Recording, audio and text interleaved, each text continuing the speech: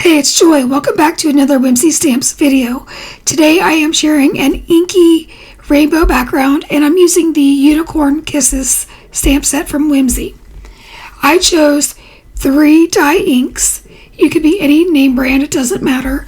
Here I'm using Color Hive inks in the colors of Pink Flamingo, Yellowstone, and Blueberry Raspberry. Again, you could use any dye ink or any version of red, yellow, and blue, or pink, yellow, and blue. So I swiped the pink first, then I did the yellow so that it wouldn't contaminate my pad, and then I did the blue. And I generously sprayed that with my distress sprayer. Now I want to mention that I'm using Canson XL watercolor paper so that we get this painterly watercolor effect. So once I get a good spray on that, then I use my heat gun to dry it. I think it's really important to dry in between layers. That way you preserve some of the texture underneath. I then repeat this process 2 more times, and I am sporadically putting down color.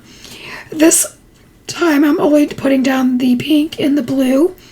But on the 3rd one, I do go back with the yellow, and I just work that back and forth until I get enough ink on there. Obviously, the harder you press and the more ink you lay down, the more vibrant your background's going to become. So I do clean up my glass board so that I kind of keep my desk a little bit clean.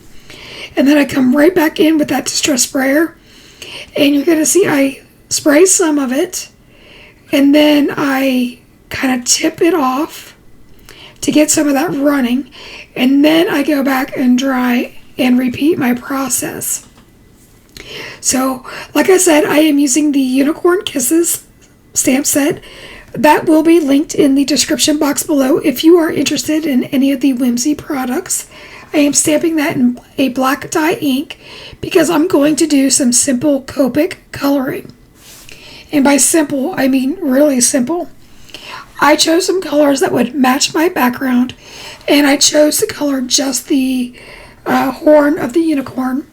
And I started out with my lightest color. It was a B02, a Y13, and an RV23 for my pinks. And I repeated those down the horn in alternating colors. And like I said, this is just a 2-color blend. This is simple, easy peasy. From there, I then bring in my darker colors, which is a B05, a Y19, and an RV, I think it's a 29 that I end up using for the pink. Yep, it is. And I'm just putting that on each side and leaving the middle a highlight. That way we get the illusion that this is a rounded object. Very simple. And then I decide to only color the unicorn using a C1 and a C3. So that way we get the illusion of some color, but we're not spending all day coloring this unicorn.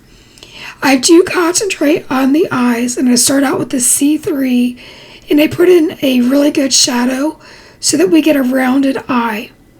And then I blend that out with a C1, just so that it's not as harsh. And what that does is it gives the illusion that the eye is rounded and that there's some emotion in the eye. I also later on take a gel pen and add a few flicks through the pupils, and you probably won't see that. I think I did that off camera. Now I'm using the same C3, and I am just adding some shadows in, like where the ear is and around the muzzle of the unicorn's face. And I am sporadically putting this in. I am not paying attention to light source. I'm not paying attention to,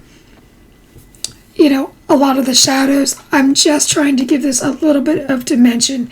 Really, this is a beginner's Copic friendly project, and I highly recommend it. You could use any alcohol markers, whether they're Olos, Ohuhu, Spectrum Noir. It's all going to be the same. Then I come in with my R20 for the cheeky color, and I give his muzzle a little bit of color and his ears. And then I call my coloring done. I am now taking the selfie die set and I'm framing him. And I'm cutting him out so that the rectangle's there. And then I cut the frame with 2 pieces of 110-pound black cardstock. And then I'm using my Barely Art glue to layer those up just so that we have a little bit of dimension. Again, nothing super hard here. It's just a way to add some fun elements to a card. Now I will mention that my watercolor panel was 4.5 by 6, so I did take a 1/2 inch off of each side, and then I used the extreme postage die to with the largest rectangle to get that fun edge. And now I'm mounting that onto a white card base so that again we have a little bit of interest going on. I'm using some mint tape. You could use any kind of tape to hold the white in, and that's because I'm going to pop up the entire phone with foam tape. Otherwise you could just inlay that and not worry about taping that up. Now, because I did pop that up with foam tape, I did a really cool thing with the button of the phone. I used the white piece from my original die cut where he was stamped on, and I end up inlaying that into the hole so it looks like one of the original phones that we were used to several releases ago. Anyhow, I think that was a fun element. You could leave this out if you wanted to, but it really is easy. Hey, I just want to thank you so much for hanging out with me. I love creating cards with you. I love showing you my inky fingers and all of my antics. So if you wouldn't mind giving me a thumbs up, considering liking and subscribing to the channel, it really does help the Whimsy channel, and mine for that matter, to be seen a little bit more. So thank you for hanging out with us. Now I am die cutting the sage cheese with the neutrals pattern background, and I didn't like the way it showed up. And then you saw me kind of waving my hand there. So then I die cut it after taking a piece of white cardstock and using that RV29 so it matches the hat, and I just glue down the selfie sentiment.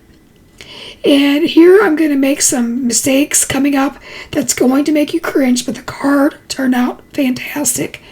From the Array of Rainbows die set, I'm using the 3 stars, and I'm gluing those just in the upper right hand corner, just as an embellishment.